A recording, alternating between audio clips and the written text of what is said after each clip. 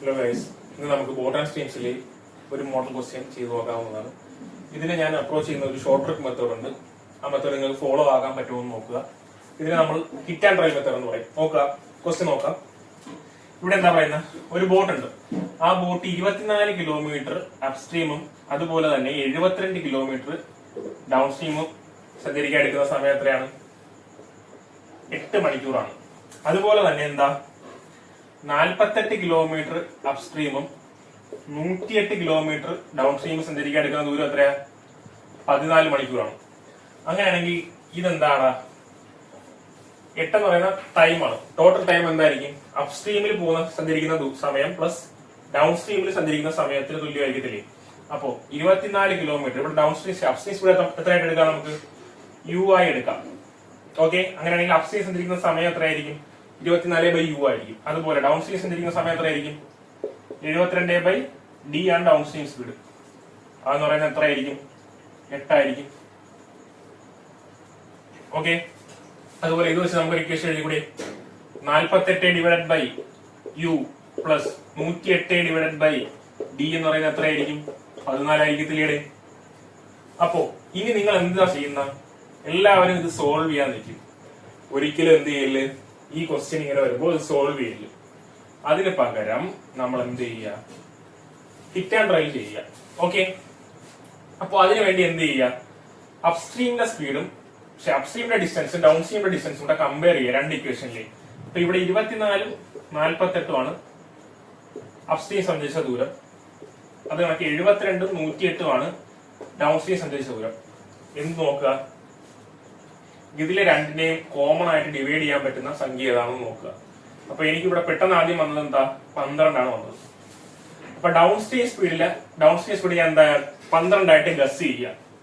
12 ആയിട്ട് ഗസ് ചെയ്യണമെങ്കിൽ ഇവിടെ ഞാൻ 12 കൊണ്ടുവന്ന് ഇട്ട് കൊടുത്താൽ, ഇവിടെ 12 കൊണ്ടുവന്ന് ഇട്ട് കൊടുത്താൽ ഇത് വെട്ടിപ്പോയി എത്ര വരും? ഇവിടെ 6 വരില്ലേ? ഈ 6 ഇപ്പുറത്ത് കൊണ്ടുപോയാൽ എന്ത് സംഭവിക്കും? 2 ആയി വരും.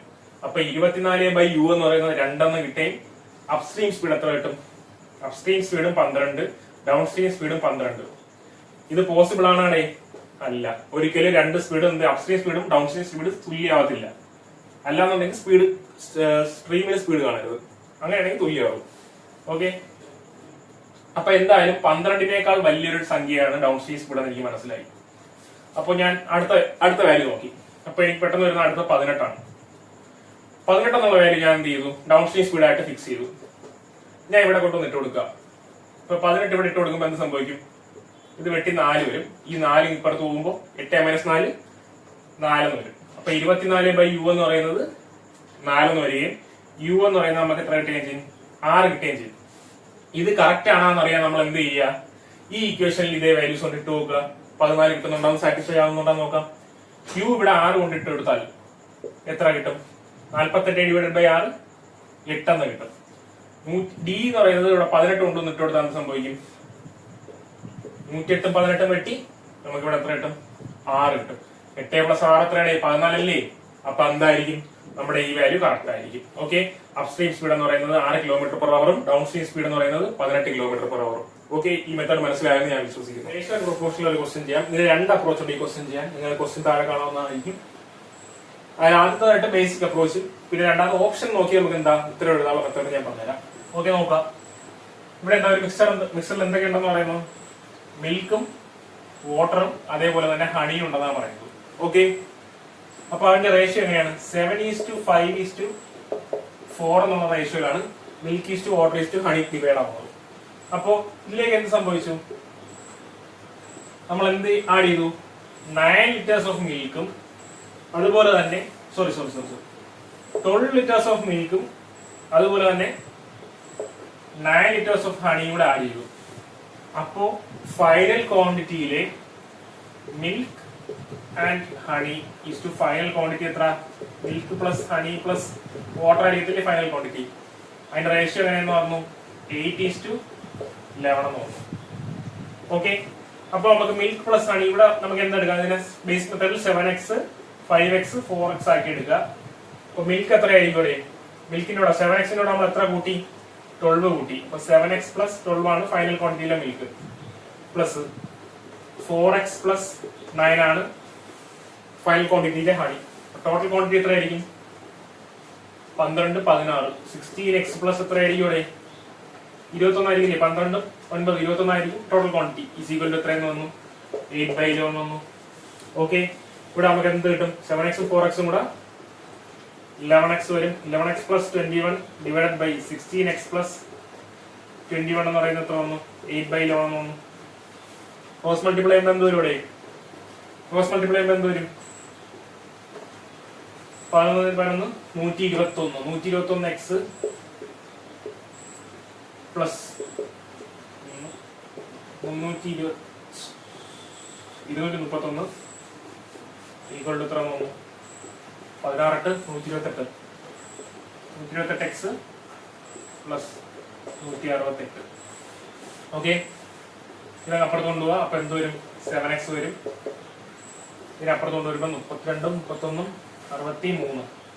അപ്പൊ 7x എന്ന് പറയുന്നത് എത്ര വരും? 63 വരും. x എന്ന് പറയുന്നത് 9 വരും. അങ്ങനെയാണെങ്കിൽ 5x എത്ര? 45. നമുക്ക് ആരെയാണ് കണ്ടുപിടിക്കാം? ഇനിഷ്യൽ ക്വാണ്ടിറ്റിയിലെ വാട്ടറിനെയാണ് കണ്ടുപിടിക്കാതെ. അപ്പൊ 5x എത്ര വരും? 45 വരും. ഓക്കെ, ഇനി നമുക്ക് വേറെ അപ്രോച്ച് നോക്കാം. ഓക്കെ, നമ്മൾ ഓപ്ഷൻ എങ്ങനെ നമുക്ക് ഉത്തരത്തിലോട്ട് എത്താമെന്നുള്ള ജസ്റ്റ് കൊടുത്തു വിദ്യ പറഞ്ഞുതരാം.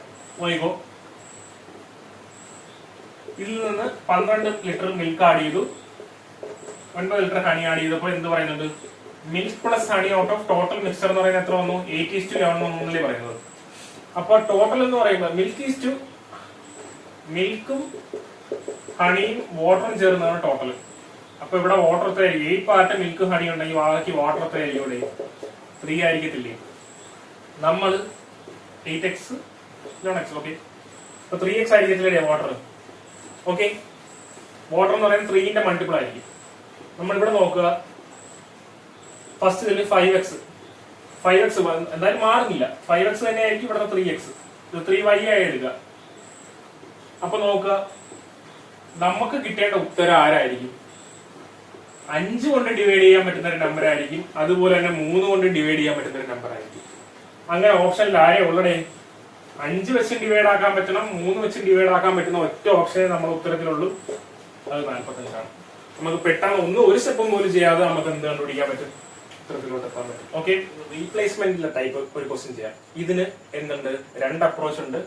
നിങ്ങൾക്ക് ഇഷ്ടമായിട്ടുള്ള അപ്രോച്ചുകൾ ചൂസ് ചെയ്യുക. ഓക്കെ, നോക്കുക, ഇവിടെ എന്താ പറയുന്നത്? ഒരു ടാങ്കിൽ എന്താ?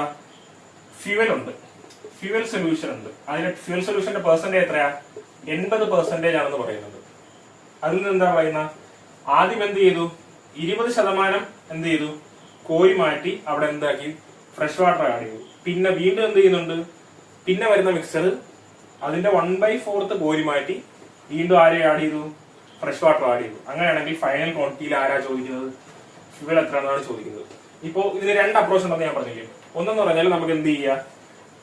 നമുക്ക് വാല്യൂ സെറ്റ് നോക്കുക. അതായത് ഇപ്പോ ആദ്യത്തെ മിക്സർ 100 ഉണ്ടെന്ന് വിചാരിക്കുക. അതിൽ 80% ആരാന്ന് പറയുന്നത്? ഫ്യൂവൽ ആണെന്നാണ് പറയുന്നത്. 20% ആരാണ്? വാട്ടർ ആയിരിക്കും. ഓക്കെ, ഇതിന്റെ അകത്ത് നിന്ന് 20 കോരി മാറ്റി ആരാഡ് ചെയ്തു? വാട്ടർ ചെയ്തു. നമുക്ക് ആരെ വേണ്ട? വാട്ടറിന്റെ ആവശ്യം വരുന്നില്ല കേട്ടോ. ക്വസ്റ്റ്യൻ ചോദിച്ചേക്കുന്ന ആരെയാണ്? ഫ്യൂവലിനെ മാത്രം വെച്ചാണ് ക്വസ്റ്റ്യൻ ചോദിച്ചിരിക്കുന്നത്. അപ്പൊ നമുക്ക് ഫ്യൂവൽ എത്ര ഉണ്ടെന്ന് കണ്ടെത്തിയാൽ മതി.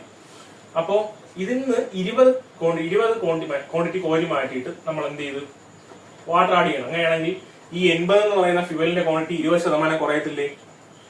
ഓക്കെ, അപ്പൊ ആദ്യം കോരി മാറ്റുമ്പോൾ 80 എന്ന് പറയുന്നത് 20% കുറയും. ഇപ്പൊ എത്രയാവും? ഇപ്പൊ 100% ഉണ്ടായിരുന്നു, അതിന്റെ അകത്ത് 20% കോരി മാറ്റി. അങ്ങനെയാണെന്നുണ്ടെങ്കിൽ 80-ൽ 20% എത്രയാ? 16 അല്ലേ? ഈ 16 80-ൽ നിന്ന് കുറയും. അപ്പൊ എത്ര വരും? ആദ്യം 64 ആയി. അപ്പൊ വാട്ടർ എത്രയാവും? കൂടെ വാട്ടർ എത്രയാവും? 36 ആവും. വാട്ടറിന്റെ ആവശ്യം നമുക്ക് വരുന്നില്ല, എന്നാലും ഞാൻ പറയുകയാണ്. ഓക്കെ, ഇനി ഈ ക്വാണ്ടിറ്റിയിൽ നിന്ന് നമ്മൾ എന്ത് ചെയ്തു? 25%. 1/4 എന്ന് പറഞ്ഞാൽ 25% ആണ്. അപ്പൊ ഇതിന്റെ അകത്തുനിന്ന് 1/4% കോരി മാറ്റിയ ബാക്കി എത്ര ഉണ്ടേ? 3/4% മാത്രമല്ലേ ബാക്കിയുള്ളൂ. അപ്പൊ എത്ര വരും? 48 വരും. ഓക്കെ, ഇങ്ങനെ നമുക്ക് ഉത്തരം കണ്ടെത്താം. ഇനി ഞാൻ പറയാൻ പോകുന്നത് ഒരു ഡിഫറെന്റ് അപ്രോച്ചാണ് നോക്കിക്കൊള്ളുക. ഓക്കെ, ഇത് നമുക്ക് ഈ അപ്രോച്ചിലൂടെ നമുക്ക് എന്ത് ചെയ്യാൻ പറ്റും? ഈ റീപ്ലേസ്മെന്റ് ക്വസ്റ്റ്യൻസ് എളുപ്പത്തിൽ ചെയ്യാൻ പറ്റും. ഓക്കെ, അപ്പോ നോക്കുക, ആദ്യം നമ്മൾ എന്താ പറയുന്നത്? അത് ഈ 80% ഉള്ളെന്ന് പറയുന്ന കാര്യം അത് നമുക്ക് അവസാനം എടുക്കാം, അത് അവിടെ കിടക്കട്ടെ. ഇനി എന്താ, ആദ്യം എന്താ ചെയ്തു, 1/5 കോരി മാറ്റി എന്നാണ് പറയുന്നത്. അതായത് ഓൾറെഡി 5x ഉണ്ടായിരുന്നെങ്കിൽ ഇതിപ്പോ എത്രയാവും,